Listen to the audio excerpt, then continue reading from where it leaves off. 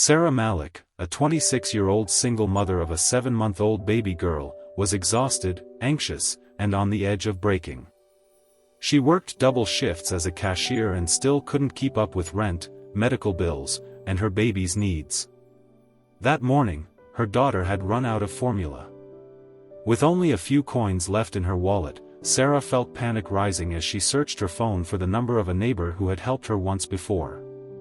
In her trembling state, her fingers slipped, and she accidentally sent the message to a completely different number, a private number belonging to billionaire businessman Adam Rayner, the owner of one of the largest tech companies in the country. Her message was simple but heartbreaking. "I'm so sorry to ask, but can you please help me? I need money for baby formula. Even a little will help." Sarah didn't expect a reply. She turned off her phone and cried quietly, embarrassed by her desperation. Meanwhile, Adam was in his glass-walled office at the top floor of his headquarters, discussing global investments, when her message popped up. He rarely gave out his private number, so the message caught him off guard. At first, he thought it was a scam, but the raw emotion in the text felt too real. Something in him told him to reply. That accidental message, born from desperation and trembling hands, became the spark that set an extraordinary chain of events into motion. Adam had received thousands of requests for help before, but something about this message felt different. It wasn't dramatic. It wasn't manipulative. It was a quiet cry for help. Curious, Adam asked his assistant to quickly, just check, if the number belonged to a real person. When he learned it belonged to a struggling single mother living in a rundown neighborhood, his concern deepened. He sent a simple reply. "Hi, I think you messaged the wrong number. But are you okay?" Sarah stared at the message in shock. She apologized immediately, explaining it was a mistake, adding that she would never bother him again. Her humility struck Adam. So he asked another question. Then another. Slowly, a picture of her life unfolded: the long hours at work, the absence of the father, her struggle to afford formula and diapers, and her attempts to survive on whatever she could. Adam wasn't planning to involve himself. But as he listened to her voice messages, soft, embarrassed, apologetic, something shifted inside him. He was a man who lived in a world of luxury, power, and endless resources. She lived in a world of survival, sacrifice, and silent suffering. The contrast hit him harder than expected. For the first time in a long time, he wasn't thinking about business projections or board meetings. He was thinking about a crying young mother trying to feed her baby. What started as curiosity turned into genuine worry. And that worry pushed him to take an action that would change Sarah's life forever. Sarah was preparing for another long shift when she heard a knock at her door. Expecting her landlord or a neighbor, she opened it, and froze. A sharply dressed man in his 30s stood there, accompanied by a security guard. It was Adam Rayner himself. She recognized him instantly from TV and magazines. Her breath caught. She felt embarrassed, ashamed even. Adam smiled gently. "Hi, Sarah. I wanted to make sure you and your baby are okay." Her entire world seemed to tilt. She stepped aside to let him in, apologizing repeatedly. Adam noticed the tiny apartment, the peeling paint, the broken heater, the small crib with thin blankets. He saw formula samples instead of full cans, and a mother who had stretched herself to the limit yet still tried to keep everything tidy. He didn't judge her. Instead, he listened. Really listened. Every detail touched him more deeply than he expected. When he met the baby, a small girl with big curious eyes, something inside him softened further. He held her gently, and the baby grabbed his finger with tiny hands.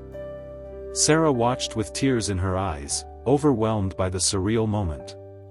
Adam left after an hour, but with a promise. "You won't struggle alone anymore."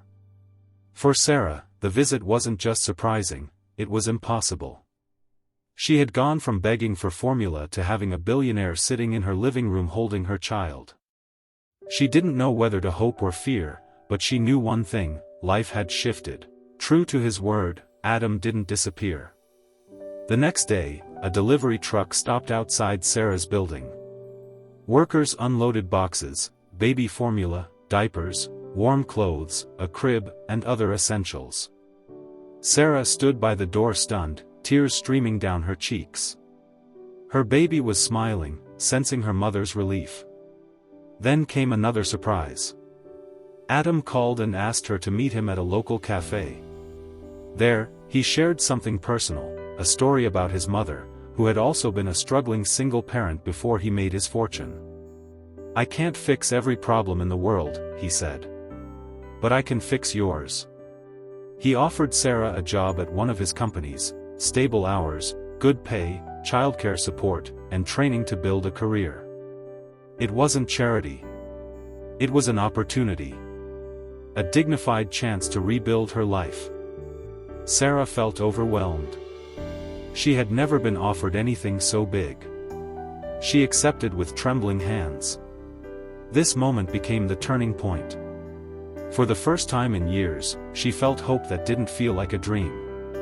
She imagined a future where she could provide for her daughter without begging or feeling ashamed. A future where she could stand tall. Adam didn't just give her money, he gave her a way out. That decision was the beginning of her transformation from a struggling single mom into a confident, empowered woman who finally saw her worth. Weeks turned into months, and Sarah flourished. She took her new job seriously, learned quickly, and soon became one of the most reliable employees. With daycare covered, she no longer worried during work hours. She saved money for the first time in her life. She decorated her apartment, bought better clothes, and even started taking online courses, something she had always dreamed of but never could afford. Her co-workers admired her discipline, unaware of her journey. Adam occasionally checked in, not as her savior, but as someone who believed in her potential. He saw her gaining confidence, smiling more, standing straighter. She wasn't the shy, apologetic girl from that accidental message anymore.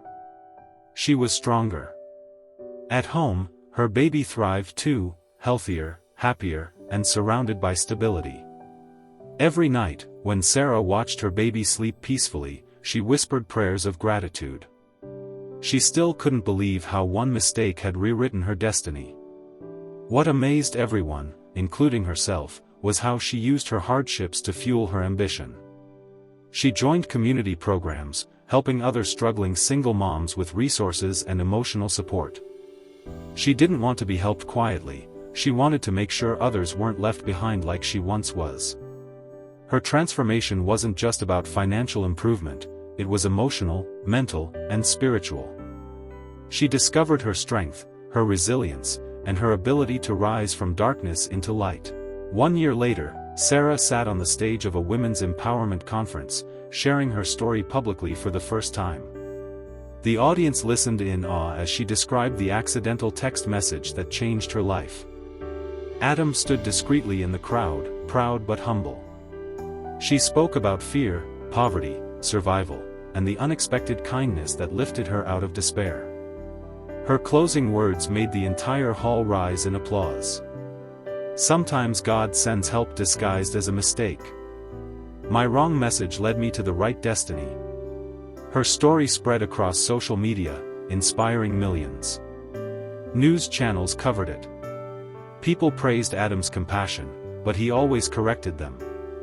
She changed her own life. I just opened a door. Sarah's journey became a symbol of hope, a reminder that even the darkest moments can lead to miracles. She continued helping other mothers, turning her pain into purpose. Her daughter grew up knowing not just the story of the billionaire who helped them, but the story of a mother who never gave up.